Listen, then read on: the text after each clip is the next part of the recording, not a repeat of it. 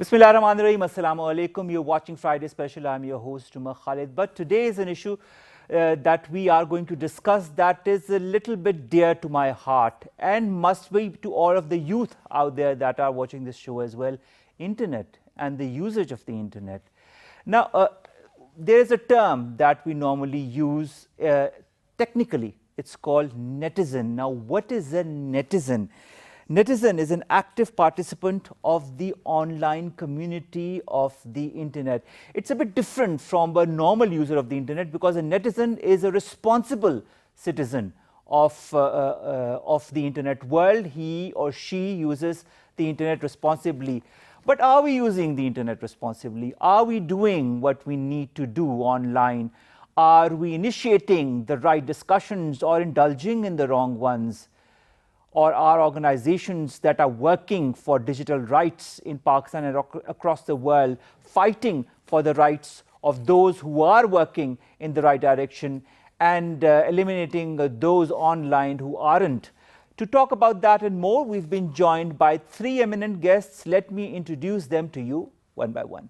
On my very right is Mr. Asad Baig. Mr. Asad Baig has a long history of associations with different journalistic organizations and is now the Executive Director of Media Matters for Democracy. Asad, thank you very much to have joined us. With Asad is Affan Alam. Affan, you're the Creative Director of Morango Films, but what's more interesting than Morango Films is that you are associated with a very interesting concept, that is police, awam, saath, the police and the general public together. We will talk about the misperceptions that of course exist between the police and the general public and how you're trying to overcome that through the different formats that you are using. And last but not the least is our young guest, Fatima Zaidi. She looks very young, but she's done a lot of work in different fields, and she's a journalist herself. And now, currently, she's also the president of Save Our Artists, an initiative that she has begun on her own. Fatima, thank you very much to have joined us as well. Well, before we continue with our show, let me just share with you one or two promotional films on Police Awam Saath for you to get an idea on what we are going to discuss later in the show. Have a look and then come back.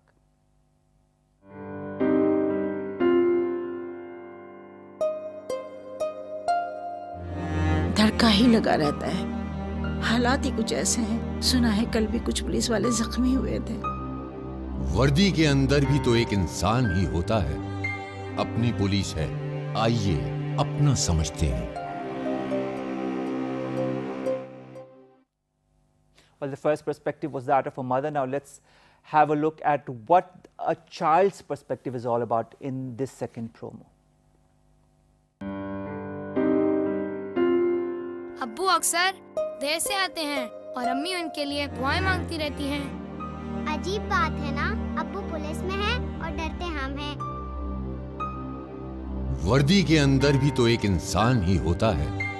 अपनी police है, आइए अपना समझते हैं। You watched these two promos shot with two different perspectives by Morango Films, of course. Police, Awam, Saath. We'll begin our conversation with Affan and we'll continue with Asad to be more specific on different issues that plague the internet generation. Now, Affan, you have worked on this is one of the issues that you're working on. To bridge that gap between the general public and the police. There's a lot of misperception, miscommunication between the two. We are always very wary of what the police might do to us or what it is thinking when it stops us at any corner, whether it be on a motorway or on any street. Even if a policeman wants to take a lift, we would rather not give him a lift, because we're afraid of what might happen to us, the consequences. Why are we so afraid of the police? So look, first thank you for having me on your show. So this is the problem, and this was the biggest challenge in our campaign when we started off. So the biggest challenge was the perception, the overall perception that we have of police. For example, if I ask you what comes to your head, what is on top of your head if I talk about police in Pakistan, you have all the wrong answers.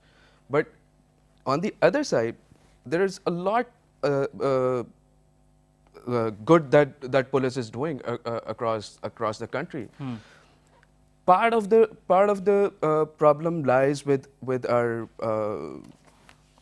mainstream media as well, because what we highlight usually is the wrongdoings of police. What we don't highlight is what they do every night, every day, every morning. So this this was the actually, and this was the main objective of the campaign, to bridge that gap between the general public and the police. So and to bridge that gap, what we did was we did not went out as a hardcore commercial campaign. We rather preferred to be a very organic sort of campaign. Like every communication in our campaign was based on the feedback of the general public, and that is how we had developed. When you talk of an organic campaign, Affan, this organic campaign is mostly on the internet. Yeah. When you do an organic campaign on the internet, there are different users that you don't know of their response, or the different publics with different mindsets. How instantly do you get a response from them? In a second, I would say. All right. So this is the power of social media. Like while there was a time when we didn't have Facebook or Twitter or Instagram and all of these tools. In this day and age, do we ever think of the time when we did not have Twitter and Facebook, or mobile phones or smartphones? You're absolutely correct. But I'm just what I'm trying to raise a point is that there before the the social media, what we as a communication designer or as an advertiser, main problem was you'll print an ad, then you'll wait for a week, a month, or 15 days to get your results. All right. Now on social media, you get your results instantly. You'll post something, you'll have a feedback right there in a very next second, and then you need to respond to it. There are several examples. You'll post something and it will go viral if there is something, if there is a controversy, if there is, if audience picks it up, it will go viral. So this was the, again, what happened with us was when we started the campaign, on our very first post, we had so much abusive comments and feedback from the public, because that is what the general perception is about the police. So we did the what we call it the sentiment analysis right at the very beginning of the campaign. What was the reason behind this? Exactly. And then we started building on it, and mostly it was about the perception. They didn't know much about police. They didn't know what are the issues behind the curtain. I mean, so for that, we divided our campaign into 3 phases actually. So phase number 1 was Vardi ke andar bhi to ek insaan hai, which primarily means that there is a human inside the uniform. So this was one major realization for the public. We never think of police as one of us. We don't think like that. Then the second phase was we started talking about police reforms. Now, do you know that the Police Act is probably 158 years old act that we're still following? That is true. So that is one major problem. The problem number 2 was a young policeman, his duty hours are, they can go as long as 20 hours a day, and he'll be standing on his duty the very next day again. And what does he get? So these are the issues which is why there are Problems. Of course, problems come, and then you provide such a platform on the social media through Exactly which the that- people can understand the Exactly. human value of Exactly. what the policeman stands for, and so that one can humanize a policeman and Exactly. not make him into a monster that he is. Yeah. Asad, your organization, Media Matters for Democracy, is a very important organization when it comes to social media. When one defines what netizen is all about, I'll quote internet pioneer and author Michael F. Hoban, who says that if you are a netizen, you exist in a citizen of the world. Thanks to the global connectivity that the net makes possible, you consider everyone as your compatriot. You physically live in a country, but you are in contact with much of the world via the global computer network.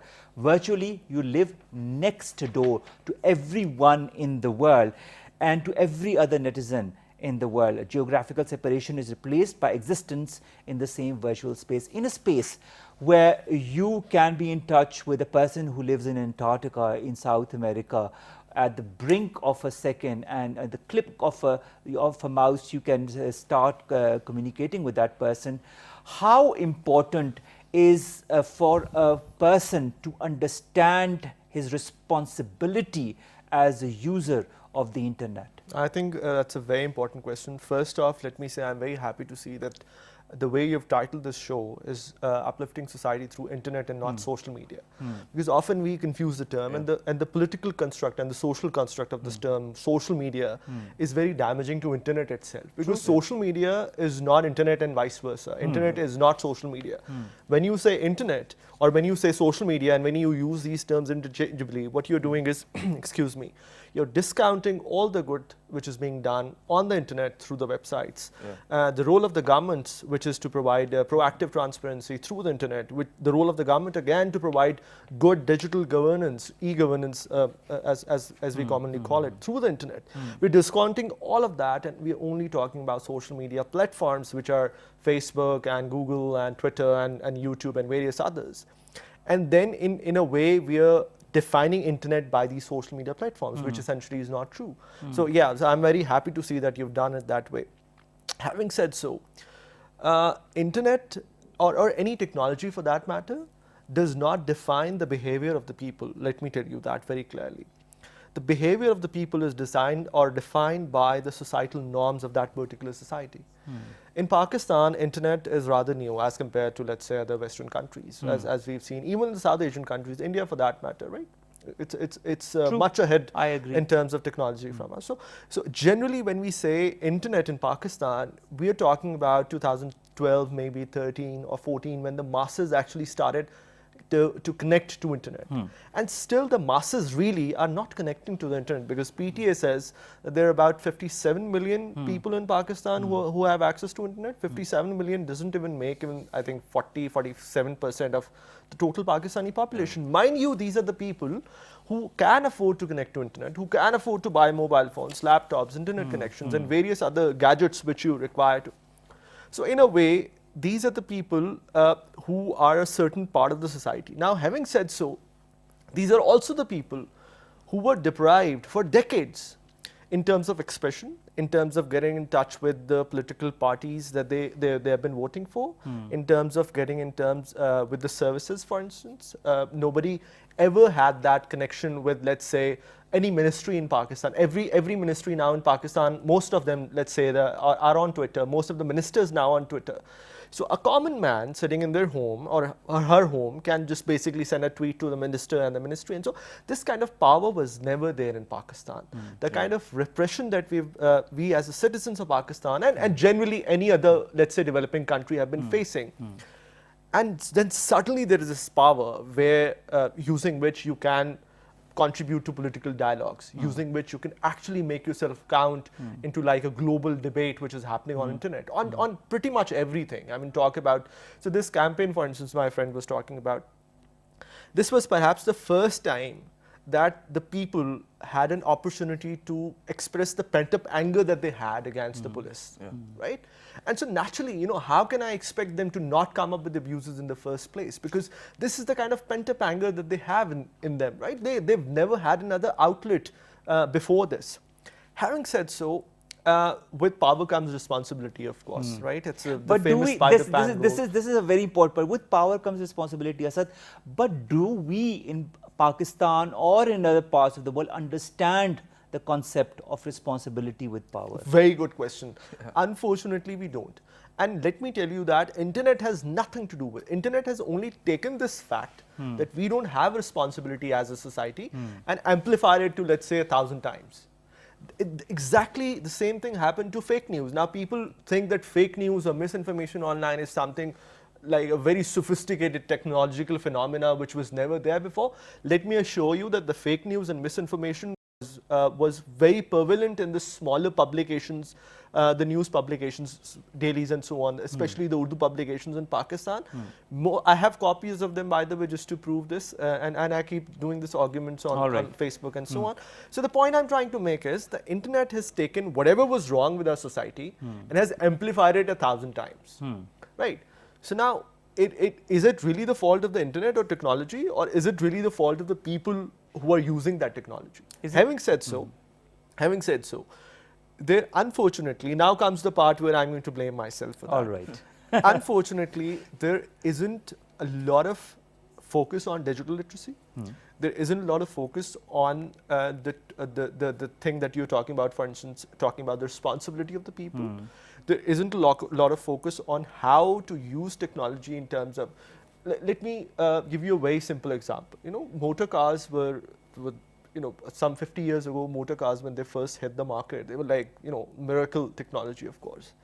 And then there were regulations happening, or happened rather with time. You know, there were driver licenses, there were the road safety signs and so on. So now there is a whole framework which works around the motor car industry to basically provide safety to the people who are using that, right? A similar thing need to happen with the internet and the technologies that we're using. Unfortunately, this cannot be led by the government, because if this initiative or this exercise is led by the government, then we fear to sort of then we fear to jeopardize the liberties that we have, because you know the governments around the world, not just in Pakistan, are not really known for their good human rights record, especially when it comes to civil liberties, and Pakistan is no different, right? So this has to come from the people of Pakistan. The responsibility, fortunately, unfortunately, has to come from the people of Pakistan. And then people like us, for instance, sitting on this panel are responsible to talk as much as we can about digital literacy, to talk as much about the responsible behaviors that we... One last thing, I'm going to wrap up. Elections are coming in less than 2 months now.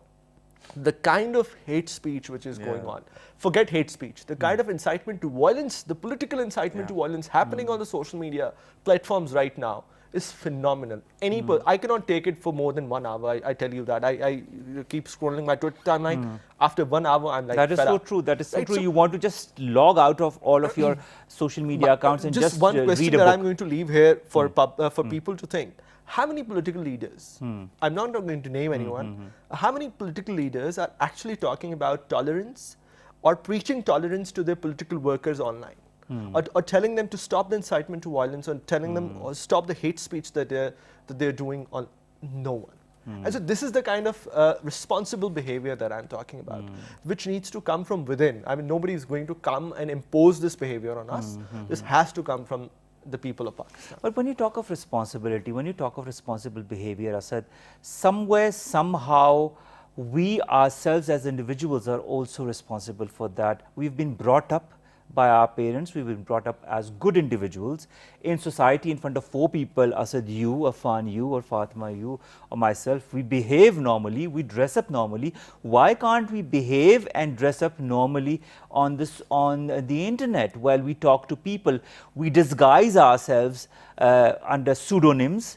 We don't reveal our true identity, and we say the most irrelevant of things, the most biased of opinions, and the most below the line statements that can ever be read. Why are we so? Is this basic human nature that is lurking underneath that kind of comes out? It's like you're in the dark and you don't know who is first, so you can say whatever you want to the rest of the world? So there are a lot of researches happening on this this phenomena, for instance, globally, not just in Pakistan. So what you're talking about essentially is that you have a physical personality or persona, and then you have a digital personality. in your digital personality, you do things differently than you do in the physical world. But right? why so? Yeah, because there are various reasons. Shouldn't it be an extension of your physical personality? Look, there are various reasons for that. One, like I said, a lot of underlying psychological issues derive this thing. One is the pent-up aggression that we have as a society. I keep saying it. Pakistan has been in the democratic rule for what? 10 years now. 10 years? 10 years? 10 years? Are we 10 competing? consecutive years. Yes, but then we are competing with the democracies like India, for instance. We're competing with the democracies like Bangladesh, for instance, right? Or US for that matter, because US the go-to example for Pakistani people for some strange reason. I don't know why, but anyway. So you see, this is something that we need to understand. Having said so, this, by the way, is one question that I don't really have an answer for. All right. But just adding one thing very quickly, but the education, the literacy, and digital literacy has a role to play in this. Now, I'm quite sure that 99.9% of people in Pakistan wouldn't even know what digital literacy is, right? And so that in itself should tell you the sort of the disadvantages that I'm pointing to right And now. of course, even if you put curbs on the people digitally, if you say all that there are certain rules and regulations that you have to follow, they'll bend the rules by creating another pseudonym, by passing through different networks and going and bypassing all those rules and regulations. So there's always this little nook and corner, this little hole that you can go through and bypass those and come up with a new personality. I can be 10 different people on the social media, or even more than that. Fatima, you being such a young woman and immersing yourself into journalism at such a young age, how has your encounter been on the internet as far as different platforms are concerned when you put on your content on the media, when you talk of the campaigns that you initiate? What are the kind of responses that you get from the general public in Pakistan? In terms of what I am doing, saving the artists, I am getting both sort of responses, but the thing is that I am getting more of the positive response from the people.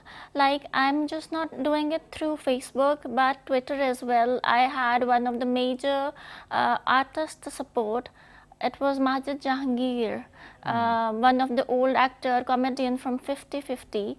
For about 2 years back, he contacted me. Somebody told me that over the internet that he is in need of some financial and health support. So I just I talked to him, and he said that I won't be able to have a little amount by the donations of students. So I need something big, because he was paralyzed. All right. And he told me that Minister Sharmila Farooqi was the cultural person in Karachi at that time, and he said that she promised me to come to me and give me donations, but I am not able to contact the person. I made a group of a few people, and we started directly tweeting to her that the artists is in need of some donations. Within 2 days, I got a call from the artist saying thank you to us, that your team tweeted much to her, that she was at his place to give him 5 lakhs. So this was one of my major benchmark just through social media. And that is what that is how you have continued through this Save Our Artists. You have contacted more artists, and you do your campaigns online. I just do my campaigns online because people and even the artists get to know about me. What I am doing is just through my Facebook page. How is the reaction from the people? I mean, how quick do they react as far as funding is concerned for a particular artist or a particular cause that you initiate? Umar, each of my funding for any one of the artists I've done, it's a minimum 5 days.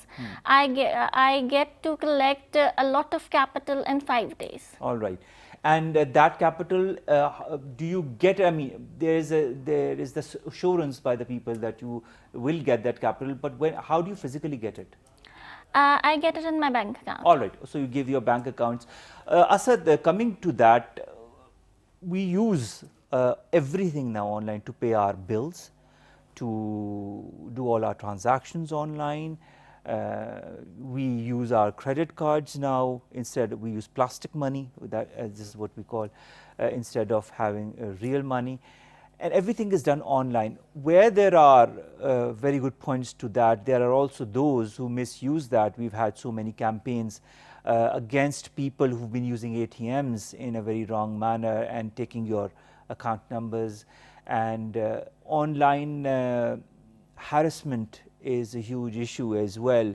When you hide your identity and you harass men and women on one issue or the other, on their personality, on their character, how does one counter all of that? Because if I understand, your organization does work in that respect as well.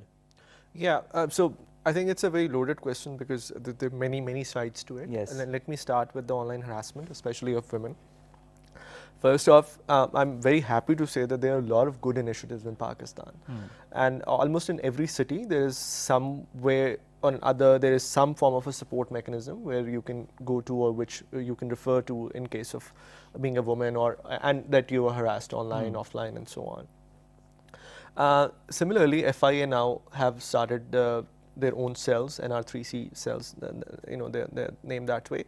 And so they're the responsible body. They're the investigating body whenever something like this happens. You can launch an application. You can launch a complaint through their landline numbers, through their website. They also have a website, a dedicated page, and so there are many issues within that system. Right. But there's still a legal recourse available for the people who are getting harassed. First, secondly, what you're talking about are essentially crimes.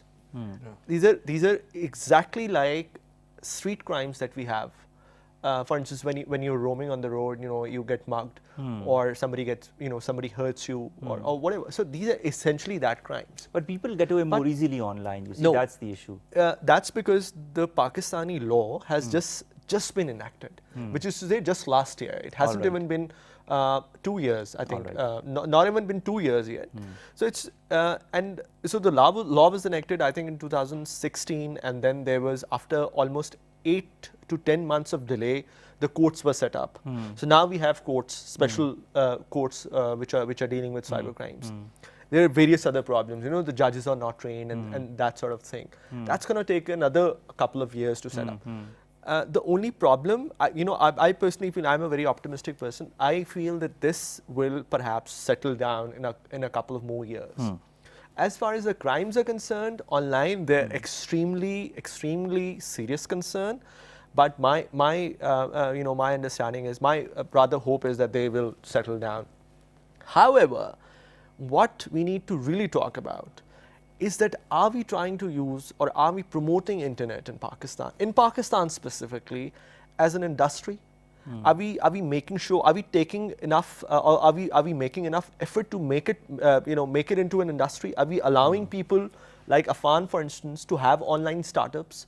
Are we allowing people like him to actually be able to earn money, make this startup sustainable in one way or another? Are we? And no, we aren't. Let me tell you why. Let me tell you why. In Pakistan, SCCP has declared crowdsourcing illegal. Crowdsourcing is perhaps the most legitimate, the most credible, and the most organic way of making a startup sustainable. And a lot of people do work through crowdsourcing all across the world. SCCP has actually notified and said that crowdsourcing in Pakistan is illegal. Websites like Indiegogo and Kickstarter and various others, these are the websites, by the way, which are known for their supports to startups. People come up with ideas. People want to create laptops. People want to, there are even pages on Kickstarter where people want to go to Thailand on a vacation, and they're getting their the vacations funded by other people just by the heck of it, right? And in Pakistan, even if we have a great startup idea, you cannot go to Kickstart because, well, it doesn't work in Pakistan. All right. We don't have legitimate way of transferring money. My friend was just talking about, you asked rather a question, how do you get the capital? I'm sure it's through some bank and so on. We don't have PayPal in Pakistan, right? We don't with PayPal, it's much easier to collect money. And lastly, and perhaps the most important part, excuse me, we don't have enough support systems available. The government has started something, somewhat We have rather sort of setting the ground for it, but just we are only scratching the surface. And I'm talking specifically in terms of having incubator for startups, having some form of technical mentorship available to the people who are doing these startups and so on. For instance, what my friend was talking about, saving the artist, I see this as a very good startup and kind of like a social enterprise which can grow in itself online in Pakistan. Unfortunately, it won't be able to do that because A, we don't have any support system available for her. B, we don't have anywhere where she can basically go and apply for some funding except for some government institution, which I'm sure you know are extremely bureaucratic.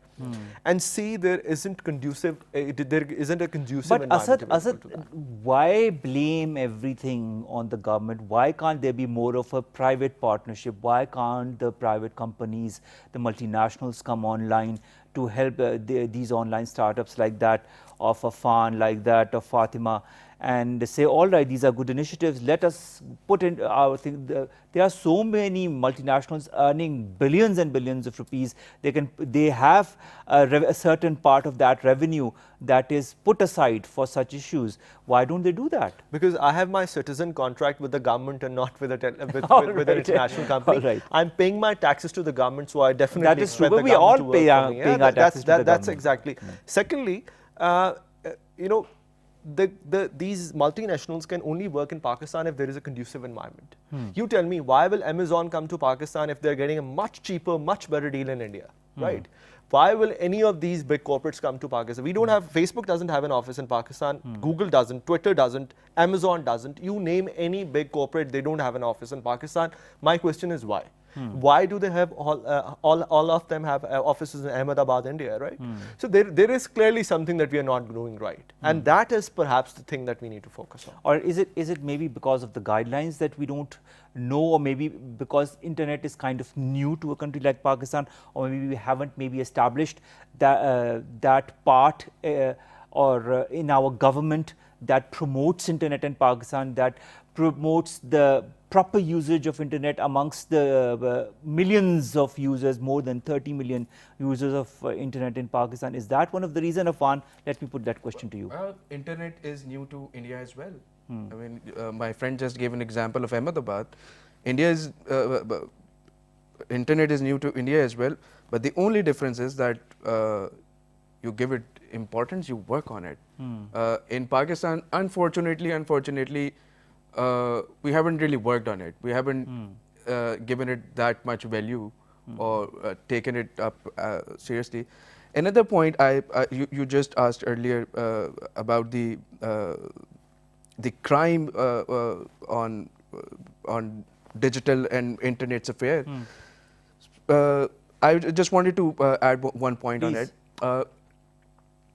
In 2017, FIA has recorded more than 100,000 complaints about cybercrime and crimes online in different segments, either harassment or some sort of theft, intellectual theft. But then there is a secondary problem as well. In your judicial system, or your judges are not trained. They're not entirely trained for cybercrime law.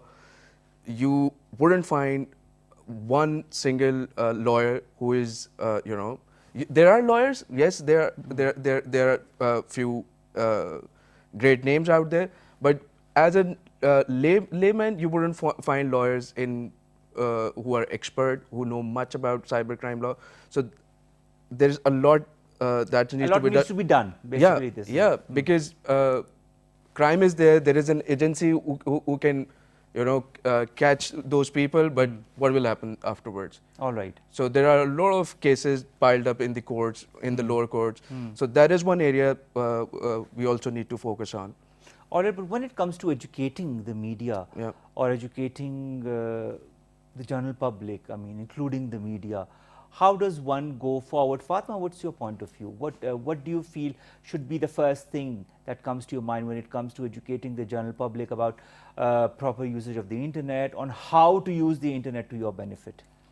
The thing is that people are not willing to listen to us. What's in their mind, they just go for it. One of the things I want to talk about of the topic of this question, as he said about the PayPal system. Still there are people in Pakistan, I know that they have illegal PayPal accounts, but we are afraid to create ones because we are working on something genuine and we are afraid that it can be blocked. But still a lot of negativity is being promoted through social media as well. Or in this negativity, Asad, when it comes to countering negativity, when it comes to educating, I mean, because I think a lot of the negativity has to be can be dealt with, let's put it that way, by properly educating the masses. When it comes to properly educating the masses, how important is the role of the government? How important is the role of the general public itself? And who is to blame in your point of view? All of us are to blame, to be honest. Here, I wouldn't say that the government is perhaps the only body. Everybody, all of the stakeholders, including ourselves, are perhaps responsible. I wouldn't say blame, but blame is a strong word, but at least are responsible of educating the masses. Here's one thing which I personally want to focus on, in this discussion.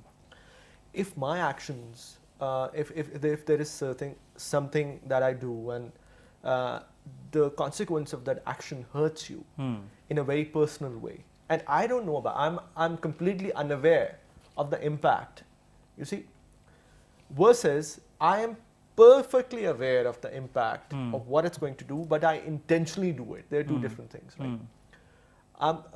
What I think about, what my hypothesis is, that a lot of people in Pakistan who are using social media, especially like she said, attacking other people online, they're perhaps the first category.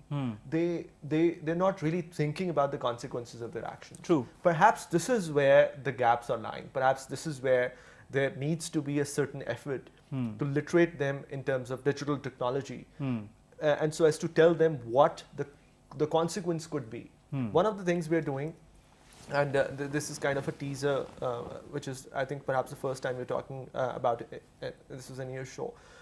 We're launching, right after Eid, we're launching a guideline, a guidebook, sort of, and it's in Urdu, by the way. It's for internet users to identify and pinpoint and sort of counter misinformation or fake news.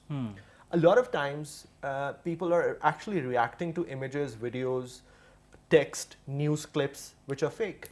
True. They're fake or have been recorded in some other country and are portrayed as if it has happened in our country, in our neighborhood, and then people react to it instantly. They don't even confirm the fact whether it's true or not, or kind of have a look at the complete thing. And then somebody points out, oh, you see, you can see that this is not from our country, this is not from our neighborhood. And that is how people get to know. But by then, you see 2,000 or 3,000 comments that are mainly negative about it. So people need to know what's right, what's wrong, what's true, what's false. So this phenomena is commonly dubbed as fake news. I'm averse to the term. Fake news is something which is used by people like Trump and various other leaders very negatively. So the fake news is a term we don't use. We use misinformation online, which is the recognizable, acknowledgeable term. And so the problem with this phenomena, Umar, is that it's very local. Forget about what's happening in Burma, forget about what's happening in India, wherever. I'm talking about local political issues. So for instance, this one example I would really like to share. This one image of Ehsan Iqbal, former minister Ehsan Iqbal, circulating on the web. And on a hospital, he's lying on a hospital bed, he has a bandage on his arm, he was shot. And there is another image where he has a bandage on the other arm. And there is this whole narrative on, look, this is fake, he wasn't shot and it was all a drama to gain public sympathy and whatnot. And so what they've actually done is that they've simply flipped the image. In any image viewer in Microsoft Word, in Windows or Mac or even in your mobile phones, there are very simple applications which can flip the image. And by doing that, what is on your right Appears or on your it left. appears on your left. And so that's what they've done it. And so this is such a simple thing to do, and people were falling for it like crazy. Like there are thousands of comments below that image. Oh my God, this is all fake. In fact, you divert. Congratulations on Exactly. uncovering this. Because in fact, you divert people towards something that is negative. What I want to ask from all three of you right now is, why don't we divert people towards things that are positive? There is so much of good happening in Pakistan, for God's sake, but all we see on the internet, most of what we see on internet is negative.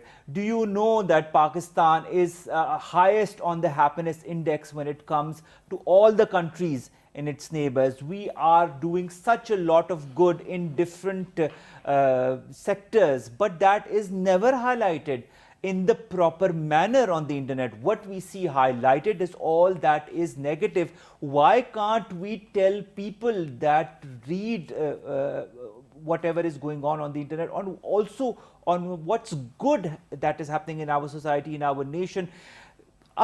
People's uplifting, that is what our show talks also about. Why can't we uplift people? We tend to demotivate people more through the internet. Why is that so? Quick answers from all three of you. Should I start? Yes. Okay. First off, Umar, this is not the natural way of things. Tragedy sells. Try it on your Facebook. Sensationalism sells. Put up that. some very tragic image. You know, thousands of people will comment on it, engage, and so on. So that's not the natural way of things. Secondly, on internet, you cannot control how the narrative flows. It's impossible.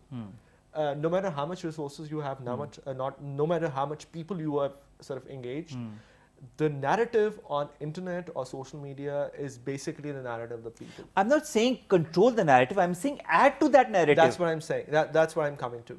So the narrative of the people. And then we, back to ground zero when we're talking about we need to educate people. We need to basically tell them in terms of how they need to use the technology. All right, Affan, you who are doing a very good thing by educating people on the policemen, on the fact that they are also responsible citizens, on the fact that they are human beings. Yeah. What is your take on that? So basically, there is a problem that when you look at people interacting on social media platforms, usually, and most of the people in Pakistan, they are angry. Hatred is the secondary emotion, by the way. Anger is the first emotion. So what anger does is, why they're angry, there are a lot of reasons to it. There are a lot of reasons behind it. Whatever is happening in the country, in their personal lives, at their office, they're angry. So anger, a lot of people disagree with me, but I'm a strong believer in that anger is a very positive energy until you channelize it. It's a very, very strong energy. So what we have done is that we have created an online platform. It's called 62nd International Film Festival. What it does is that it engages the angry youth across Pakistan, and we give them subjects to talk about the positive side of Pakistan. Like this year, we have received 800 films from Pakistan, which are about the folk stories in Pakistan. The films mostly talk about the architecture in Pakistan, the music, the craft, the local heroes. Exactly. That is something that we need to highlight. So what we need to do is that we need to create more and more online and digital platforms where you can engage the audiences and channelize their negative energies into positivity. Fatima, very quick answer, we're short of time. I think that more people are getting into the negative stuff online, and the reason I think is that they don't think positive about things. And the thing I'm facing is that when I don't post, like people say that what I am doing should not come on social media because I'm helping the people, whereas I'm collecting money, and if I just simply give it to the artist behind the scene, behind the social media, there is a question, where did the money go? But if I get a coverage of it and I post it on Facebook, the other thing is that they don't focus that I have helped somebody. The basic focus is that I collected money, I helped somebody, and now I'm showcasing it on the web. So we cannot basically But control. it all comes, I think, Fatima, on educating the public. And as Asad also told us, that we are kind of in our, not in our infancy phase as far as internet is concerned, but in our teenage phase, that rebellious era in which we want to rebel all the time, we want to be angry all the time. So we're angry all the time. But I hope this rebellious phase kind of passes through very quickly, and we talk about all that is positive, all that is good that is happening in our society, in our nation. Thank you very much. We're short of time. You could have talked so much more about this issue, because this is an issue that's very important to the millions of people who use the internet and will also use the internet when they stream this program online or watch it on YouTube afterwards. Asad, Affan, Fatima, thank you very much. Ladies and gentlemen, be concerned citizens, but also be concerned netizens. Try to understand what are netiquettes, that are etiquettes on the internet, and try to promote positivity, whether it be whatever happens in your society, what happened around you in your country. There's a lot of positivity. Try to also highlight that instead of saying what's wrong with you and what's wrong with the nation, because I think we need to equalize and balance things, and that is how a nation or a society can move forward in a balanced frame of mind. Umar Khalid bids you farewell from this Friday special. We'll continue our discussion sometime in another show. Take care of yourselves. Allah Hafiz.